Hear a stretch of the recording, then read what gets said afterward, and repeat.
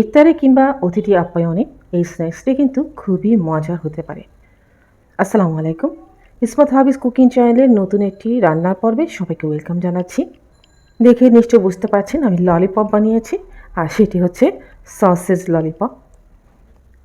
বেশ কিছুদিন আগে আমি সসেজ রোল তৈরি করেছিলাম, ব্রেড সসেজ রোল। আর সেই সসেজ রোলটার রেসিপি ফলো করে একটু ভিন্নভাবে আমি এই ললিপপগুলো তৈরি করেছি। দেখতে যেমনটা লোভনীয় লাগছে, খেতেও কিন্তু ক্রিসমি আর খুবই মজার। আশা করছি আমার আজকের রেসিপি আপনাদের ভালো এবং সহজ লাগবে। তাহলে চলুন কথা না বাড়িয়ে রেসিপিটা শুরু করছি। এখানে আমি 3টি সসেজ নিয়ে নিয়েছি। প্রথমে আমি একটু ফুটিয়ে নেব। পানি গরম হলে সসেজটা দিয়ে 1 মিনিট ফুটিয়ে নেব, ব্যাস এটুকুই চলবে।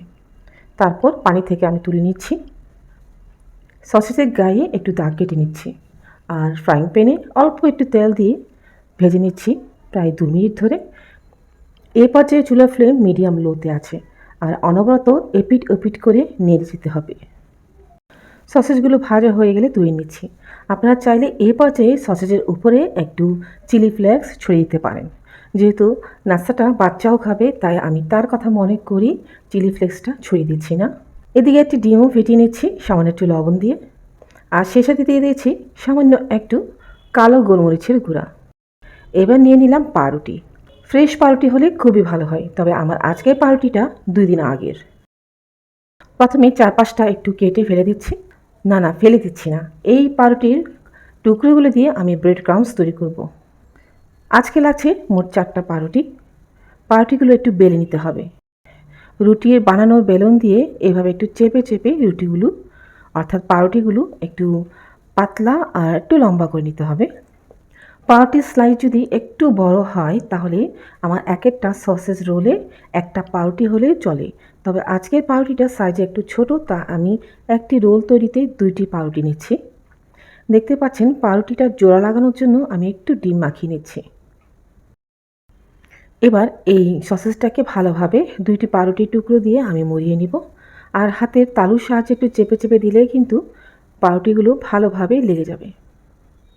এভাবে করে আমি 8টি পাউরুটি তৈরি করে নিচ্ছি। এরপরে টুকরো টুকরো করে কেটে নিচ্ছি। দেখতেই পাচ্ছেন সসেজ রোল করা পাউরুটি টুকরোগুলো কেটে নেওয়া শেষ। এবার ডিম ফেটিয়ে রেখেছিলাম, সেখানে একটু মাখিয়ে নিচ্ছি একটি টুকরো, আর সেই সাথে দিয়ে দিচ্ছি ব্রেড ক্রাম্বসের উপর। ব্রেড ক্রাম্বসটি আমি বাসায় তৈরি করেছি, লিঙ্ক আমি ডিসক্রিপশনে দিয়ে দিব, আপনারা দেখে নিতে পারেন কীভাবে ব্রেড ক্রাম্বস তৈরি করা হয়। সবগুলো রোল মাখানো হলেই ফিরে আসছি।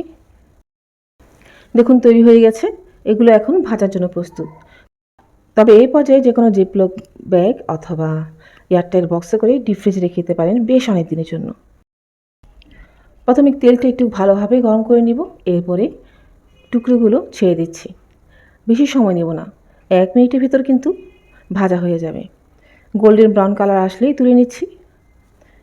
দেখতে দেখুন কত ক্রিস্পি লাগছে, তাই না? আসলে খেতেও কিন্তু ক্রিস্পি হয়েছে, আর এরকম গরম গরম ভেজে খেতে কিন্তু একটি মজা আছে। সবসময় চেষ্টা করবেন একটু গরম গরম ভেজে নিতে। পরিবেশন করে দেখাচ্ছি, দেখুন এভাবে পরিবেশন করা যায়। তবে আমি চেয়েছি একটু ভিন্ন কোনো লুক দিতে, তো ভাবছি যেহেতু দেখতে ছোট ছোট ললিপপের মতো হয়েছে, টুথপিক আটকে দিয়ে আমি ললিপপের আকার করে নিই, আর এতে করে একজন একটা তুলে নিয়ে খেতে কিন্তু খুবই সুবিধা হবে। আমার রেসিপিটি ভালো লাগলে আরও এরকম রেসিপি দেখতে চাইলে আমার চ্যানেলটিকে সাবস্ক্রাইব করে পাশে থাকবেন, আর সেই সাথে আমার ফেসবুক পেজে একটি ফলো দিতে ভুলবেন না। আশা করছি আমার অন্যান্য রেসিপি আপনাদের ভালোই লাগবে, আর সেই সাথে কমেন্টে জানাবেন কেমন লেগেছে, আর রেসিপিটি বানিয়ে থাকলে আমাকে অবশ্যই জানাবেন। বড়রা তো খাবে, সেই সাথে বাসার বাচ্চারাও কিন্তু এই ললিপপ অনেক অনেক পছন্দ করবে। যার জন্য বানিয়েছি সে একটু খেয়ে দেখলো, তার কাছে খুবই ভালো লেগেছে। আজ তাহলে যেতে হচ্ছে, ইনশাল্লাহ নতুন কিছু নিয়ে খুব তাড়াতাড়ি আবারও দেখা হবে। ভালো থাকবেন সবাই, আল্লাহ হাফেজ।